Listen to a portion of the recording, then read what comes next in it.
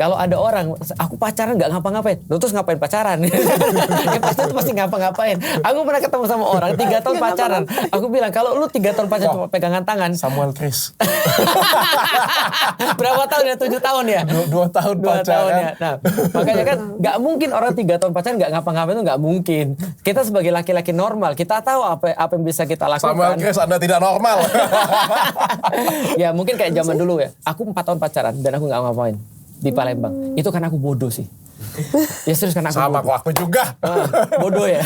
Orang zaman dulu tapi Iya, kok ya. karena kita benar-benar bodoh. Kita nggak ngerti harus melakukan apa. Karena itu kayak FOMO doang. Nggak diajarin orang tua. Nggak diajarin. Aku baru ngerti kehebatanku itu apa ketika aku sudah kuliah. Aku baru ngerti. Buset, selama ini aku kemana aja.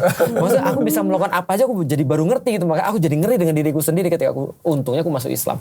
Balik lagi ke tadi ya. Jadi kalau jadi batasnya apa? Sampai perbuatan dia tidak termasuk dosa. Sampai perbuatan nih dia nggak termasuk dosa. Jadi pikiran sampai perbuatan dia nggak termasuk. Baru masuk perbuatan dia baru dosa.